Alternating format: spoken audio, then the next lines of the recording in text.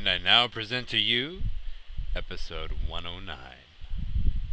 Welcome to the FlameFlash.net podcast, and I'm FlameFlash. And this was E3 week. That's right.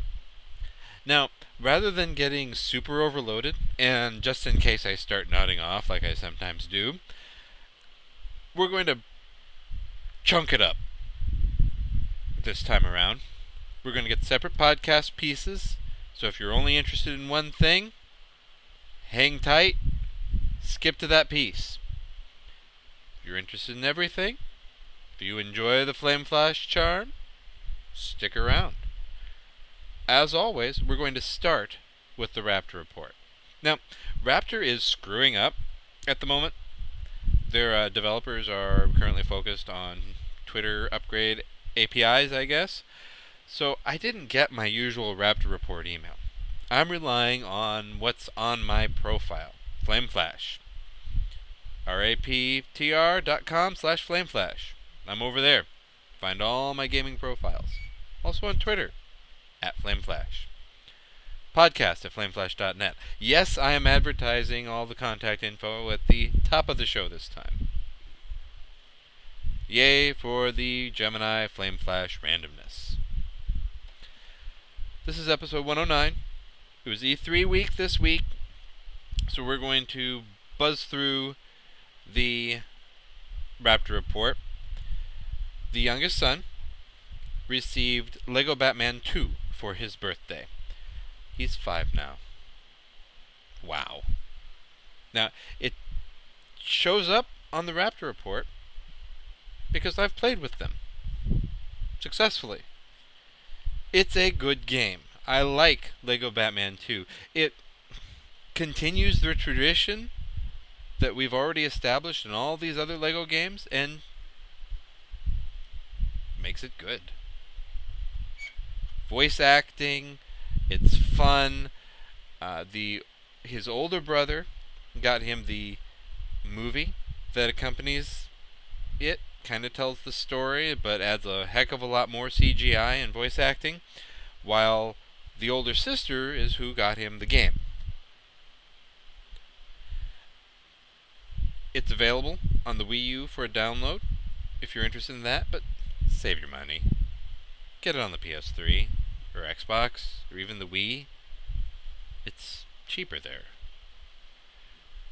But that being said, if you like the Lego games, it's worth it.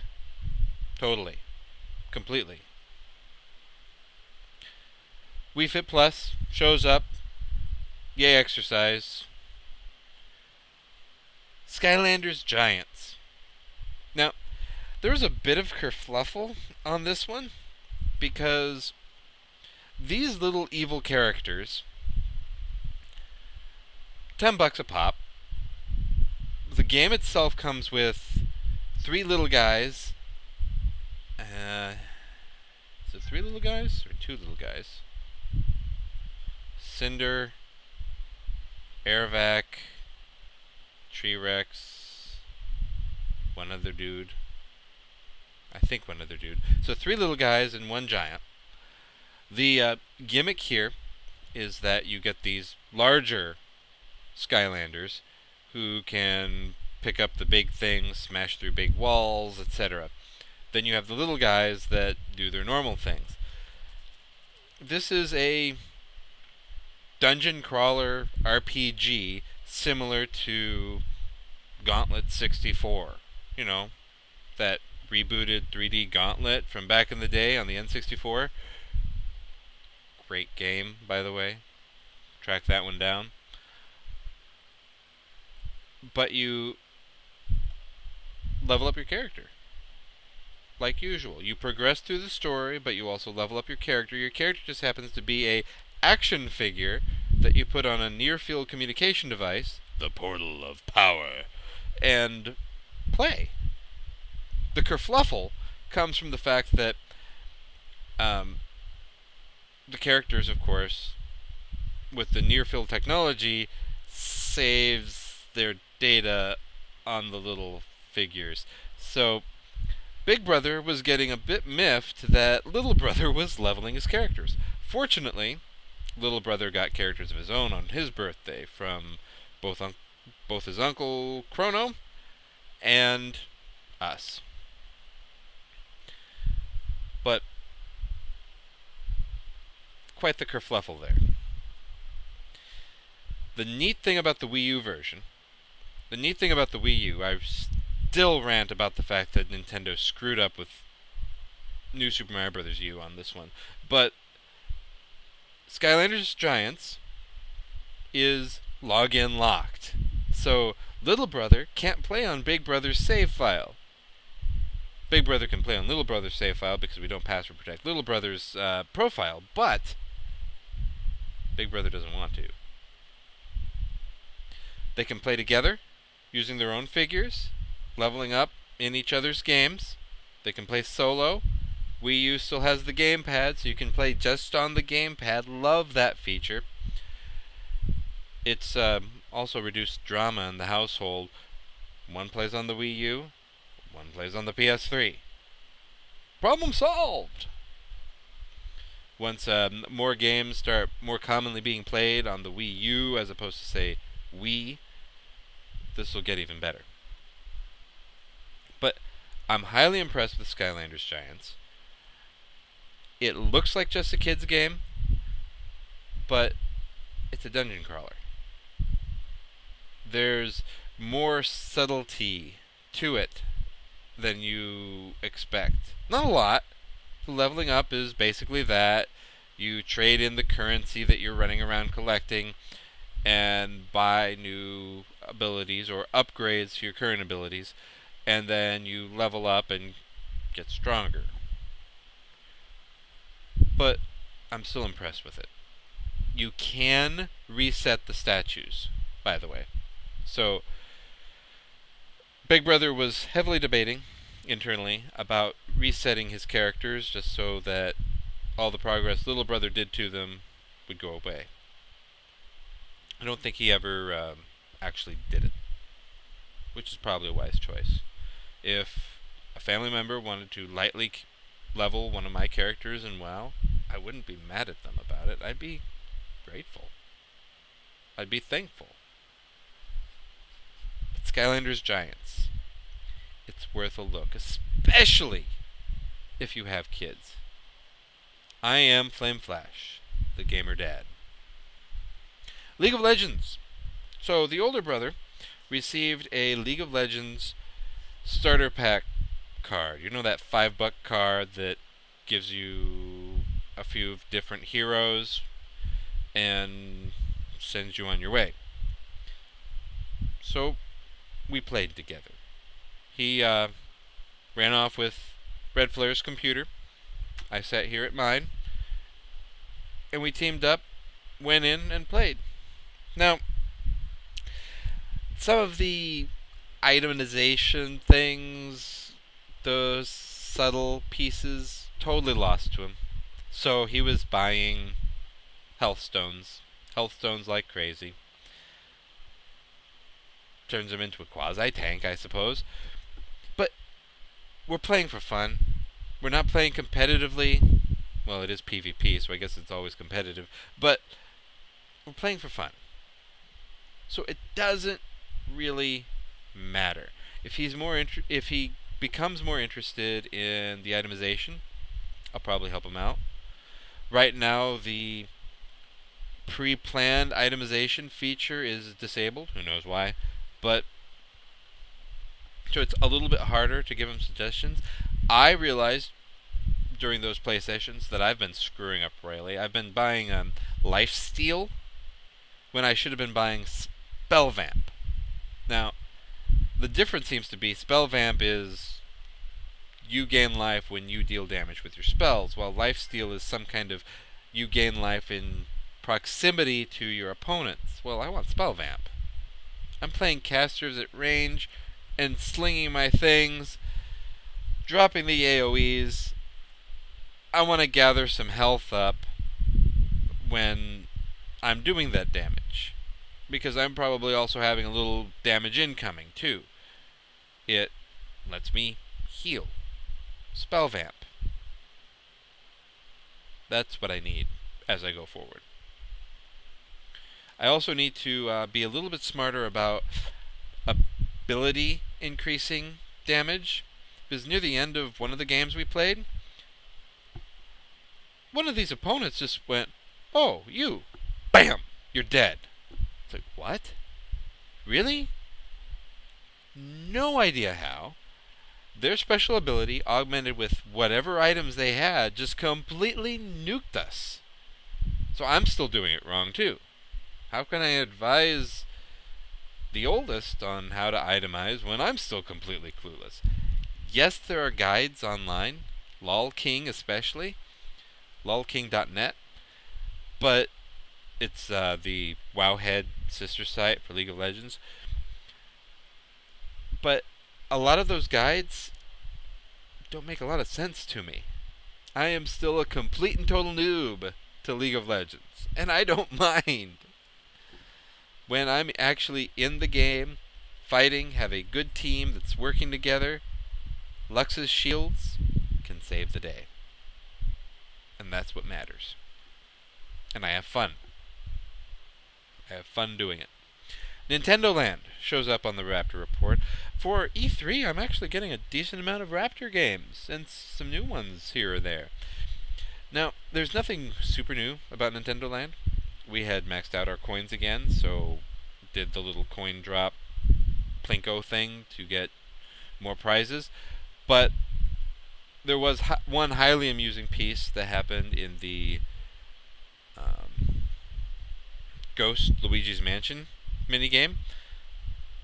So oldest was being the ghost. I was chasing him down with my super flashlight, and we were on the map that has the conveyor belts on it. Well, him as the ghost dashing, when you hit the A button as the ghost on the gamepad, you make yourself visible. Well, when you make yourself visible, you can also run faster. So that's the trade-off. Well, as he was charging, running faster, low health, I had the super light. Don't know what it's technically called, but we call it the super light. And I couldn't get him. We were running at the same speed this way. We didn't stop, because one of us would have caught each other then. But everybody laughed about it. Red Flare, Little Miss, were both down. I think... Nope, the younger son had dropped out of the game. So there the three of us were, or four of us, but 3 humans. They were focused on me, cheering me on. Get that older brother. I couldn't. It's like, get back here! Conveyor belt! It's one of those situations where you probably had to have been there. But it just goes to show that clearly the Wii U was made for my demographic.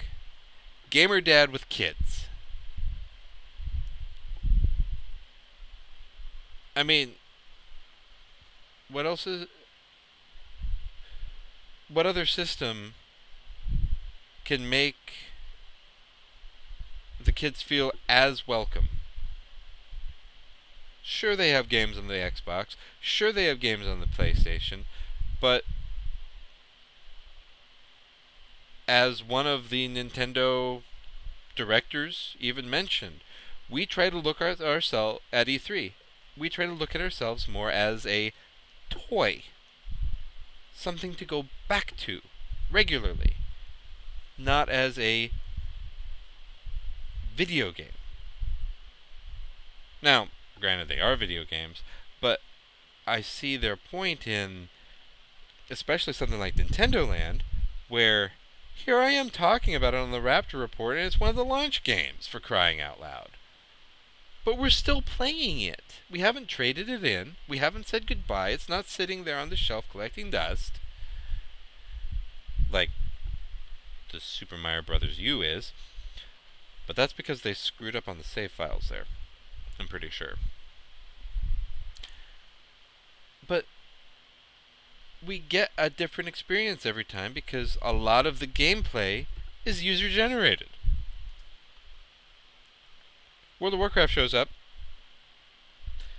Honestly, I shouldn't have resubbed when I resubbed because hey E3, eat all my time trying to read and catch up. Yeah, thanks. Played a little bit. A Midsummer Fire Festival is coming up in a couple of weeks. 1 week. Really looking forward to that. Always enjoy that one. It's one of my favorite WoW holidays. That and Wintervale, I think. Though I really like Brewfest too. Those are my 3 major ones. But WoW is there, not holding the top spot. The top spot, Magic the Gathering. Now, Duels of the Planeswalkers 2014 is now available for pre-order on Steam. Have no idea what the reward bonus cards are quite yet, but I'll probably be going Steam this time around. Why? Well, PlayStation is good. Barely touched the Xbox version. And the same goes for the iPad version. I think because for the iPad, the kids drain the battery through the day. So by the time I'm home and have an opportunity to use the iPad, I can't. The Xbox, well, it mocks me with its online functionality that just isn't there. So heck with you. Also, I don't have a good excuse why I'm not picking up the Xbox and playing that version. I should. But I played the heck out of the PS3 version. I think part of it is that I'm not as impressed with 2013 as I was with 2012. Just the Duels of the Planeswalkers. 2012, they did everything right. 2013, they tried to add too much, especially that plane chase mode. And so, I prefer the physical cards. Whoop. Here's that sleep kicking in. We played Commander. So, you get a deck of 100 cards. You have a legendary creature that is your commander. And you can only have in your deck colors that match your commander's colors. I went blue, black, white. Dakin Darkblade or something like that. Power and toughness each equal to the number of lands in I control. He did well. He did very well. So if you're not familiar with this form of EDH, I think it's also called, you get 40 life. It's encouraged to be multiplayer, not just one-on-one. And you go at it with your 99 card deck. Your commander can't die. He can't leave the game. He sits in the commander zone until you have enough mana to summon him. Now, whenever he does take enough critical damage or get hit with some kind of spell that kills him or something, he goes back to the commander zone, or may go back to the commander zone. And from there again, you pay his casting cost +2. And it's +2 every time he comes back. The advantage to having your commander is the fact that if you do 23 damage to an opponent, and this is how we played it. Somebody yell at me if I'm getting it wrong so we can do it right. And attack. The opponent loses if they take 23 damage direct from a commander. Now, they have 40 life, but slightly over half of that if it's done by your opponent's commander and you lose instantly. Decken is great about that. In one of the games we played, in the game I won, I slipped Cloak of Invisibility on him. You know, it's a really old enchant, but it makes you phase in and out. And he's unblockable except by walls. Neither opponent had walls, so he just waltzed on over as a 12-12 and went slap, slap. And that was the end of both opponents, who had beaten each other down pretty heavily as well.